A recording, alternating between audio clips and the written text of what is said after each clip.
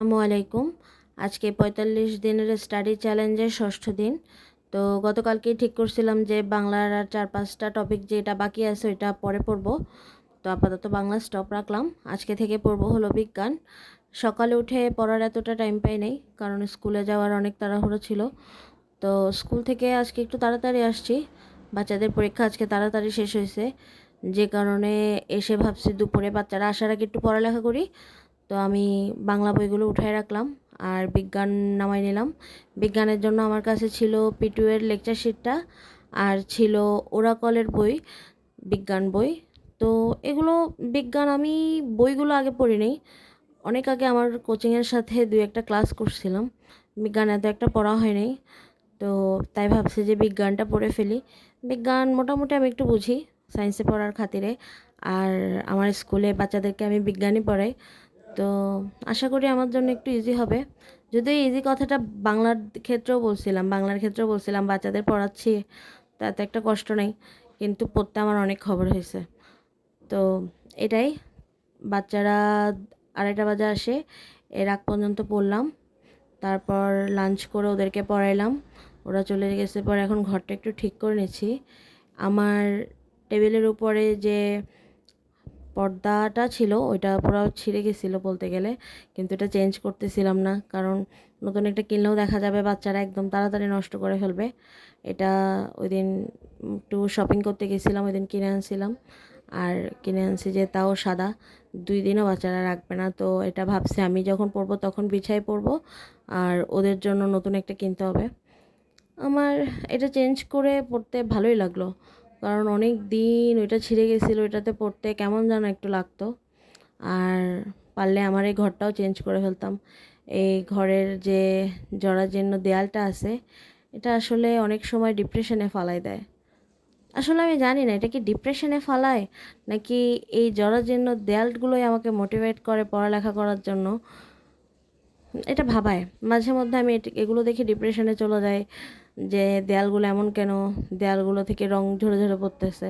আবার মাঝে মাঝে ভাবি যে একটু পড়ালেখা করি, একটু কষ্ট করি, যেন আমি এই দেয়ালগুলো চেঞ্জ করতে পারি বা এই বাসাটা চেঞ্জ করতে পারি। তো এর জন্যই তো বিজ্ঞানের ওই দিন আমি অনেক জোশে আসছিলাম মনে হয়, না বিজ্ঞানকে সহজ মনে করতেছিলাম জানি না। 7টা টপিক লিখে নিয়েছিলাম, ভাবছি আজকে একদিনে 7টা টপিক পড়বো। আর অনেক মনোযোগ দিয়ে ফুল পড়ছিলাম। ওই দিন আমি একটু আগেও পড়তে বসছিলাম, যেখানে প্রতিদিন 8টা বাজে পড়া হয়, ওই দিন 7টা বাজে পড়তে বসছি। কিন্তু 2.5 ঘন্টা পরেও আমি মনে হয় 2টা না যেন 3টা টপিক শেষ করতে পারছিলাম। তো 3টা টপিক শেষ করলাম, আর খুব ভালো মতো পড়তেছিলাম। ওখানে অনেক কিছু মুখস্থ করার বিষয় ছিল, যে সংজ্ঞাগুলো ওগুলো মুখস্থ করতেছিলাম না, জাস্ট পড়ে যাচ্ছিলাম। আর ওই 3টা টপিক শেষ করার পর আমি এগুলোর ওপরের যে MCQ আছে আমার প্রশ্ন ব্যাংকে, ওগুলো পড়ে ফেলছি। তো মোটামুটি ভালোই ছিল, কিন্তু 7টা টপিক আমি শেষ করতে পারি নাই।